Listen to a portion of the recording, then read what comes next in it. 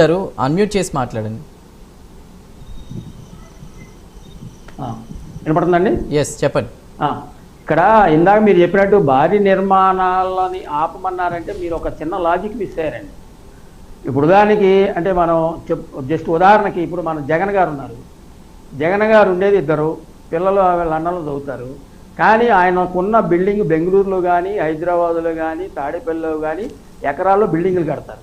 భారీ నిర్మాణాలు అంటే అవసరానికి తగ్గదు కట్టుకోమని తప్ప అసలు బిల్డింగులు కట్టద్దని కాదండి. అదొకటి అర్థం చేసుకోవాలి మీరు. ఇద్దరు ఉంటే ఇద్దరు తగ్గట్టు బిల్డింగ్ కట్టుకోమని కానీ 10 ఎకరాల బిల్డింగ్ కట్టేసి అది మన రిసోర్స్ని వేస్ట్ చేయొద్దని చెప్పడం జరిగింది. అందువల్ల బిల్డింగ్ కార్మికులు ఎలాంటి ఇబ్బంది రాదు. నెంబర్ 2, మీరు ఎలక్ట్రిక్ వాహనాలు అన్నారు. ఎప్పుడైతే ఇరాన్ యుద్ధం స్టార్ట్ అయిందో అప్పటి నుంచే జనం ఎలక్ట్రిక్ వాహనం మీద ఎరగబడి కొంటున్నారు. ఎలక్ట్రిక్ వాహనాలు 100% పెరుగుతాయి.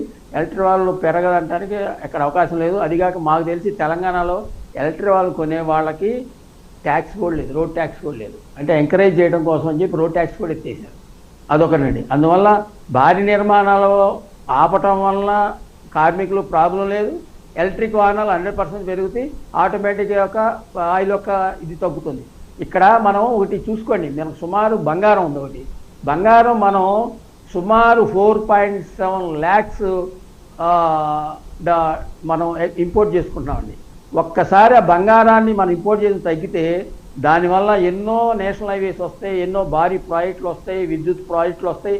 దానివల్ల ఉద్యోగాలు పెరుగుతాయి, ఇండైరెక్ట్గా అభివృద్ధి జరుగుతుంది. అది ఒకదానికి ఒకటి లింక్ అయి ఉంటుందండి. డైరెక్ట్గా ఏది మనకి ఆపంగానే వస్తూనే ఉండదు. ఇంకోటి గౌన్లు కొని పెట్టుకోవడం వల్ల ఉపయోగం ఏమీ లేదు. ప్రతి వాళ్ళు కొంటున్నారు, లాకర్లో పడేస్తున్నారు, లేకపోతే బ్లాక్ మనీ పెంచుకుంటున్నారు. దానివల్ల దేశానికి ఏమైనా ఉపయోగం ఉందా? జీరో ఉపయోగం. కానీ ఆ గోల్డ్ కొనటం ఆపేసి మన ఇంపోర్ట్ చేసుకునేది తగ్గితే ఆ ఇంపోర్ట్లో మనం సుమారు 4.7 lakhs crores అంటే ఎన్ని ప్రాజెక్టులు వస్తాయండి? మ్యానుఫ్యాక్చరింగ్ ప్రాజెక్ట్స్ కానీ, విద్యుత్ ప్రాజెక్ట్స్ కానీ, నేషనల్ హైవేస్ కానీ, దానివల్ల ఎంత ఉద్యోగం పెరుగుతుంది? ఆటోమేటిక్గా డెవలప్ అవుతుంది. అది దాంట్లో సార్ చెప్పిన దాంట్లో ఎలాంటి ఇది లేదు. అది మనం ఈ 10 పాయింట్లు మనం ఎప్పుడు పాటిస్తూ ఉన్నా మనకు ఎలాంటి ప్రాబ్లం రాదు, ఎలాంటి మన ప్రజలు కష్టపడడం, ఎలాంటి ఇబ్బందులు కూడా రావని చెప్పి మేము పూర్తిగా. ఓకే, అంటే విపక్షాల విమర్శల్ని ఏ విధంగా చూడాలి? వాళ్ళు తిరస్కరిస్తున్నారు, ఇది రాజకీయ డ్రామా కింద చూడాలా? వాళ్ళకి తెలుసా ఏం జరుగుతుందో? ఒకవేళ ఇలాగే మోదీ మంత్రం పాటిస్తే వీళ్ళకి నేమ్ క్రెడిట్ వస్తుందని వాళ్ళు భావిస్తున్నారా? సార్, ఇక్కడ మీ మోడీ గారిని ఫాలో అవటానికి వాళ్ళకి ఇబ్బంది అండి. ప్రతిపక్షాలంటే వాళ్ళు అవతలోళ్ళు ఏం చేసినా అది తప్పు అని చెప్పడమే వాళ్ళకి తెలుసు తప్ప వేరేం లేదు. ఇండైరెక్ట్గా ఇప్పుడు ఒక్కటి ఆలోచించండి, బంగారం కొనటం వల్ల దిగుమతులు ఆపితే ఉపయోగం ఉందా లేదా? ఆయిల్స్ని ఎగుమతులు తగ్గిస్తే ఉపయోగం ఉందా లేదా? డైరెక్ట్ ఇప్పుడు మీరు అన్నారు భవన నిర్మాణం వల్ల ఏదో అన్నారు, అది లేదు. అసలు భవన నిర్మాణం ఆపమంటే పెద్ద పెద్ద ప్రాజెక్టులు ఆపమన్నారు, కానీ ఇప్పుడు మనం కట్టే కన్స్ట్రక్షన్ లేకపోతే మనం కట్టే ప్రాజెక్టులు ఆపమని చెప్పట్లేదు. వేస్ట్ అనవసరమైన భారీ నిర్మాణాలు చేసుకోవద్దు అంటారు. ఇప్పుడు నేను ఇద్దరు ఉన్నాను అనుకోండి, ఇంట్లో ఇద్దరు తగ్గట్టు కట్టుకోవాలి, అంతేగాని ఒక 50 ఎకరాలు కట్టుకుంటే ఉపయోగం ఏంటండి?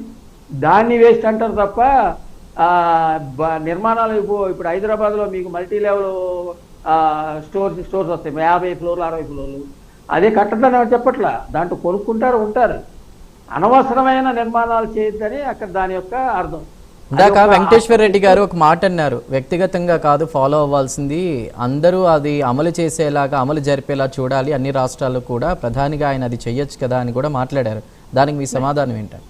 అది కరెక్ట్ అండి. ఇప్పుడు మన ప్రతి గవర్నమెంట్ ఏంటంటే అండి ఒక విధి విధానాలు ఏర్పరుచుకుని దానికి తగ్గ చర్యలు తీసుకోవాలండి. సార్ రెడ్డి గారు, మన పాదాత్ర రెడ్డి గారు చెప్పినట్టు అది విధి విధానాలు పెట్టడం కాదు, దాని తగ్గ చర్యలు తీసుకోవాల్సి ఉంటుంది. అది కరెక్ట్, సార్ చెప్పింది, దాంట్లో ఎలాంటి డౌట్ లేదు. సరైన చర్యలు తీసుకొని సరిగా అమలయ్యేట్ చేయడం అనేది గవర్నమెంట్ తీసుకోవాల్సిన మొదటి ప్రాతిపదిక. ఇంకోటి ఏంటంటే అండి, మోడీ గారు